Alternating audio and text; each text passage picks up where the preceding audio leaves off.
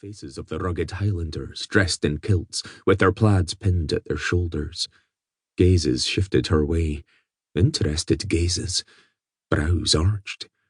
A ruddy man winked. Janet's cheeks burned as she tried not to smile.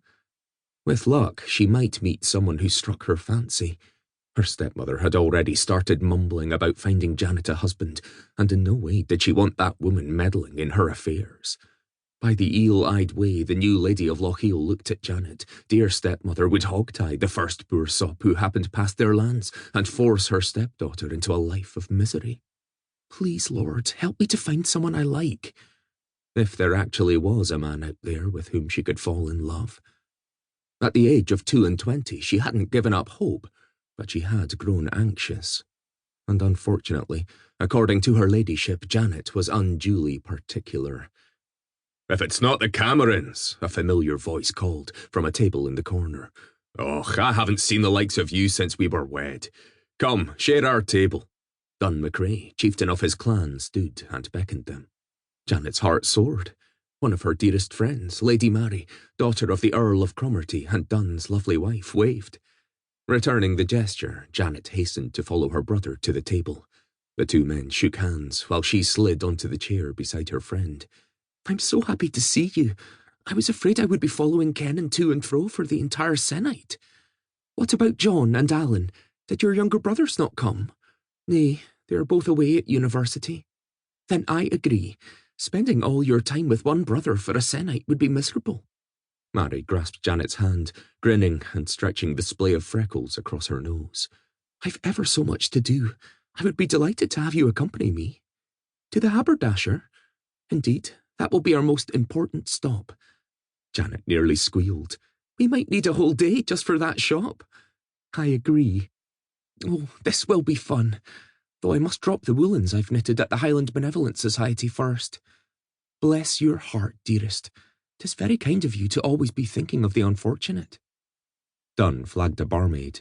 "Ale, bread, and pottage, all around, if you please." The woman, looking haggard, gave him an exasperated nod. "Aye, sir, but it will be some time. We expected half these numbers." An icy chill crept over Janet's skin when the door opened with a whoosh.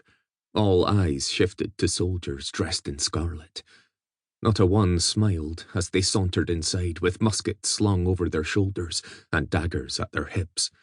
The laughter transformed into intense silence.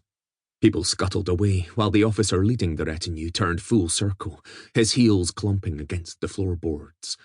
"I am Lieutenant Winfred Cummins, in charge of keeping the peace at this uncivilized pagan gathering." Low murmurs of dissent rumbled through the hall. Janet knew him, unfortunately. He oft called into Achnacarry when his regiment rode out on peacekeeping sorties. He stopped and glared directly at her. "All disturbers of the peace will be escorted to Fort William and face the magistrate.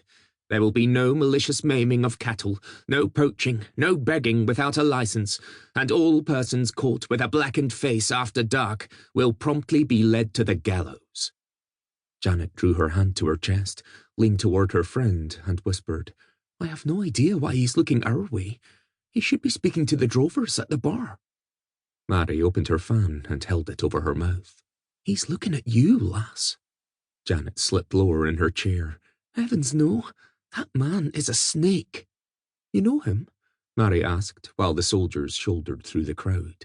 "Aye, as does everyone who lives within 20 miles of Fort William. He's notorious." "I do not doubt it." Her ladyship snapped her fan shut.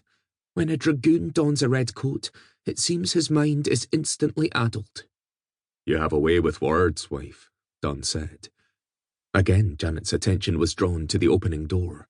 A wee gasp whispered through her lips while butterflies swarmed through her stomach, just as they'd done when Robert Grant had ridden his enormous black horse into the stables earlier that day. She clenched her elbows to her sides, making the queasiness stop. The man was too unnerving, especially today. He was unshorn and unkempt, and his hawkish eyes shifted across the scene as if assessing everything. Janet brushed a hand over her curls. That man is simply barbaric. Barbaric and nerve-wracking. Every time their gazes met, he made her too self-aware.